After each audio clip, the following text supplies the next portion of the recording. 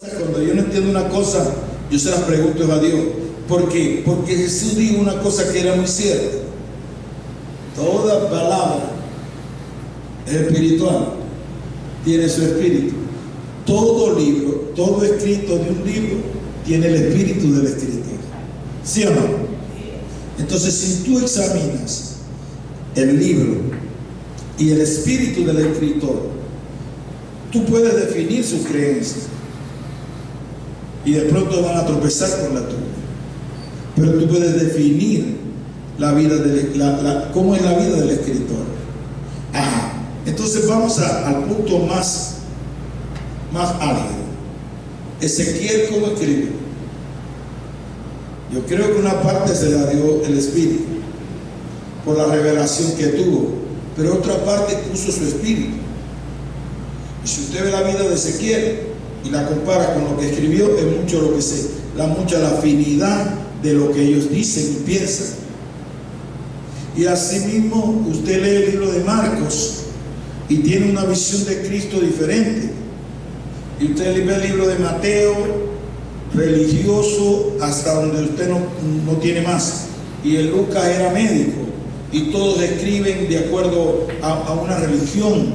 Pero cuando usted va al libro de Juan, usted ve que el libro de Juan es totalmente diferente.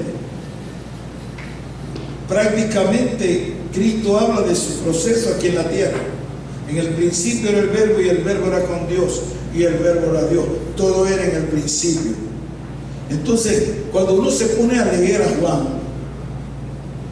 y lo internaliza, yo no entendía por qué mi primer pastor que yo tuve, él me insistió tanto que yo leyera a Juan. Ahora lo entiendo, porque Juan es el libro más espiritual que tiene la Biblia. Pero el mismo Juan que lee ese libro no es el mismo Juan que usted ve en las 3 cartas. Porque en este libro de Juan, del apóstol, él dice: ahí viene el Cordero de Dios que quita el pecado del mundo.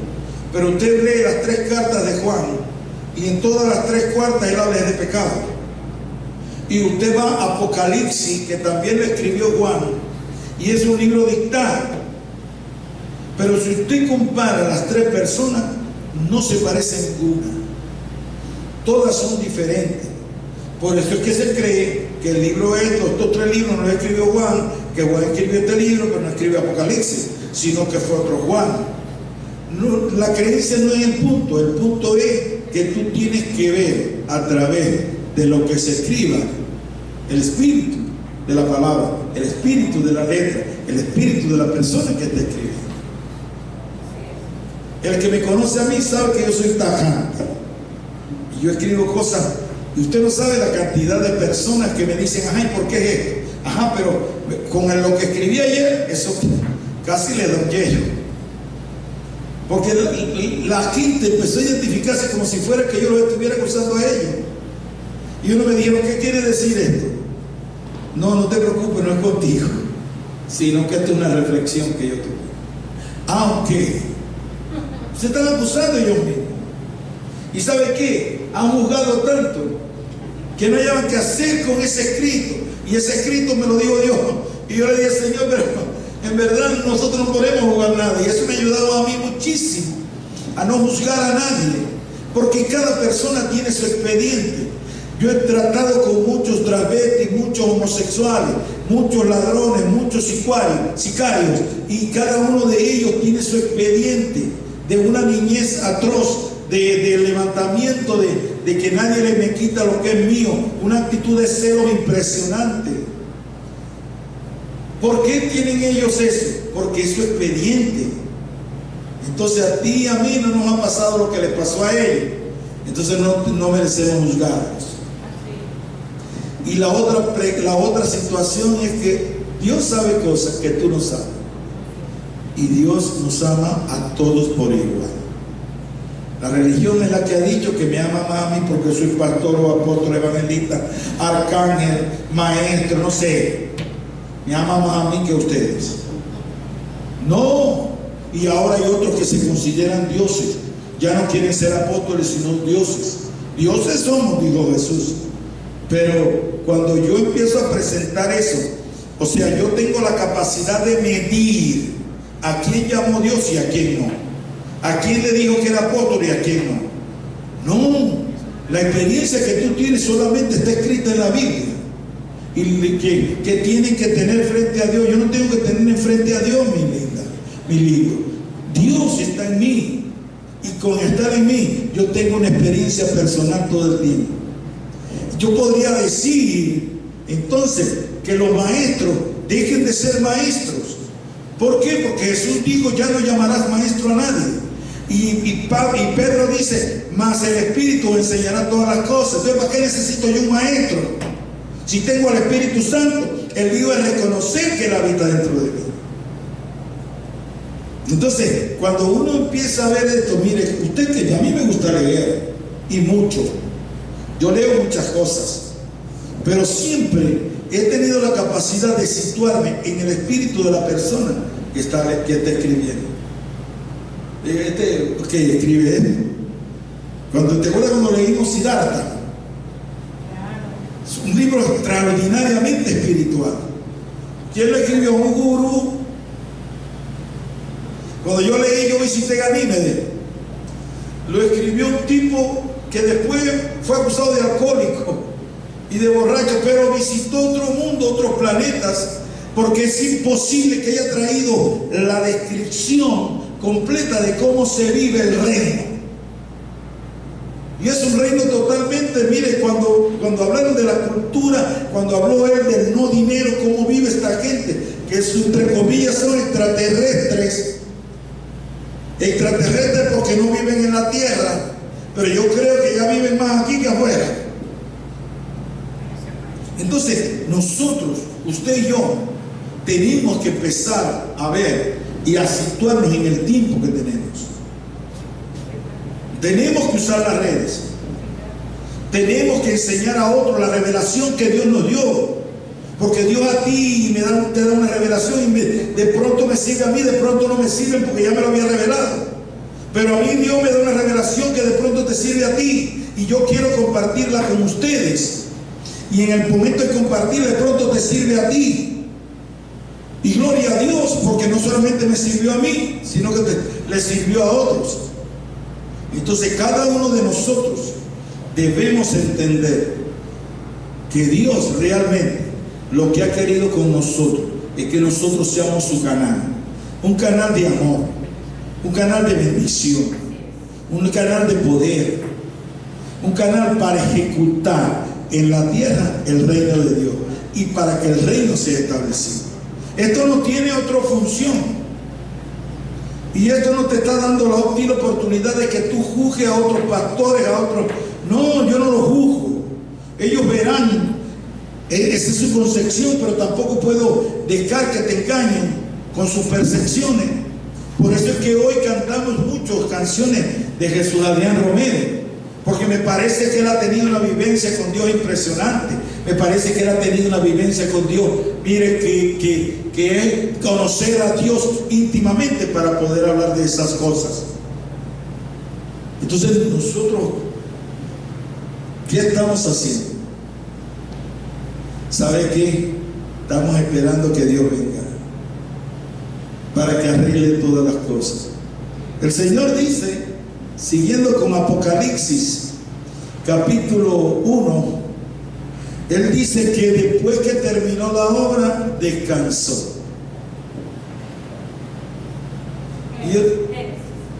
Génesis. Entonces, ¿cómo que descansó? O sea, después que Él terminó la obra, descansó. Me imagino yo cuando hablo de descanso, me acuerdo mucho del chinchorro. De estar acostado en una hamaca, que el viento me tropiece a la orilla de la playa. De descansar. ¿Verdad? Me acuerdo de eso. ¿De qué descansó? Él no va a hacer más nada. Para eso estás tú y estoy yo, que somos sus hijos. Entonces era necesario crear una religión que quitara el concepto original y maravilloso de Dios. Entonces crearon la religión judía. Y empezaron a poner leyes que eran impresionantes, las leyes que empezaron a poner. Y todavía que las personas hablan de los mandamientos de Dios del Antiguo Testamento, pero hay los dos mandamientos que cumplen todos los demás. Amarás al Señor tu Dios con toda tu mente, con todo tu corazón, con toda tu vida, y al prójimo como a ti mismo.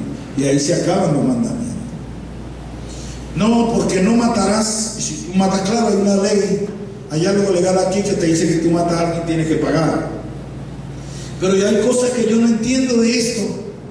La imagen que nos dieron de Dios, cómo Dios mandaba matar niños, viejos, ancianos, jóvenes, mujeres, hombres, cabras, todo lo que hubiese en el campamento ese lo mandaba era matar. Y hay descripciones en la escritura que lo que dan es horror, porque dice que las vísceras cayeron en el piso. Ese no es mi Dios, y no lo acepto como mi Dios. El Dios que yo tengo es el Padre de Jesucristo, el Padre eterno, el Padre de amor. Y mataban a la gente. Entonces, ¿dónde está que no matarás? No mentirás. Pero bueno, no preguntó entre los profetas, entre los espíritus, quién había necesitado un espíritu que fuera a engañar a los profetas. Y salió un espíritu inmundo de mentir, dijo: yo los engañaré. Y allá que esos 3 reyes se fueron por el desierto para pelear una guerra. Y cuando quedaron en el desierto, ¿habrá alguien entre nosotros que pueda hablarme de Dios? Bueno, por ahí está el profeta Eliseo. Y Eliseo le dijo: bueno, le voy a decir una cosa, porque sé que Josafat ama a Dios, pero los demás ni los tomaré en cuenta. Bueno, no veremos viento ni veremos lluvia, pero el agua que necesitamos ustedes la van a tener. Este valle será lleno de agua, porque las bestias se estaban muriendo, las personas se estaban muriendo, los caballos se estaban muriendo, ya estaban a punto de pasar completamente, morirse de hambre. Y Dios viene y le dice: entonces, ¿cómo es esto? Y yo se lo he planteado varias veces. ¿Cómo es eso de que la Virgen María estaba destinada para tener al Mesías, para tener al ser más grande que ha tenido esta tierra, que se llama Jesús? ¿Y cómo es eso que estaba ya pegada con José? Porque fue escogida y del templo fue sacada para que se casara, se fuera a vivir con José. Se estaba desposada para José. ¿Y cómo es eso que el Espíritu Santo la preñó? No entiendo. Porque según la ley, eso era adulterio. Y no dice que no adulterará. Entonces son cosas que usted y yo tenemos que despertar. Porque la Biblia son 66 libros. Pero no todos son inspirados por el Espíritu Santo. ¿Para qué necesitaba Dios tanta sangre? ¿Para qué necesitaba Dios que la grosura, la grasa de los animales fuera tirada al fuego porque era olor fragante? Si Dios es espíritu. Entonces, por eso es que empecé con el tema de que usted, cuando vaya a leer un libro, cualquier libro que sea, usted tiene que identificar quién lo escribió, por qué lo escribió. ¿Por qué? Porque cada palabra tiene su espíritu. Entonces vamos a la palabra que venimos hablando. Si cada palabra tiene su espíritu, ¿cuántas palabras dices tú que están dentro que son espíritu y son establecidas? Si eres padre o madre, esta hija mía no va a servir para nada. Si son hembritas, estas van a ser todas prostitutas. Si son que se ve la tendencia de homosexualismo, ese es lo que es homosexual. Pero tú lo estás declarando y estás poniendo espíritu en lo que tú estás viendo de acuerdo a tus apariencias, pero tu apariencia no es la verdad. Porque conoceréis la verdad y la verdad te hará libre. ¿Cuál verdad? ¿Cuál verdad? Esa verdad está dentro de ti, en Jesucristo. Pero esa verdad te lleva a conocer todas las cosas, como lo que realmente es, como la verdad de lo que es. Porque si vamos a lo que dice toda la verdad, ¿cuál verdad? Entonces aquí te empieza a decirme a mí que toda la Biblia es inspirada por Dios y es la palabra de Dios. No es toda la Biblia la palabra de Dios. El mismo Pablo dice en algunos, mas digo yo y no el Señor. ¿Cómo que Satanás habla ahí? Hasta una mula habló. La serpiente habla. Entonces, ¿cómo es que toda la palabra de Dios? No la inspiración. ¿Cuál inspiración? Yo te estoy hablando de mandamientos y te estoy hablando de cosas que son, que quiero que tú las veas. No que te pongas a criticarme a lo que dije, a lo que no dije. No, yo tengo fundamento para decirte eso. Para eso tengo el Espíritu Santo dentro. Y si ustedes, 20, 30 que son aquí, para ustedes soy apóstol porque soy enviado a declarar la verdad, soy apóstol. No tengo que cumplir 9 requisitos para ser apóstol. Bendito sea el Señor. Normas de hombre, normas de religión, normas de religión que en el día de mañana no te van a servir para nada. Entonces cada uno de nosotros vemos el poder que tenía Dios. Dios es el Espíritu. Y cuando digo hágase la luz, se hizo la luz. Y cuando digo créense las plantas que den semilla, se hizo. Y cuando digo, porque cada palabra que salía de él era una palabra de que era espíritu, y eso se cumplía.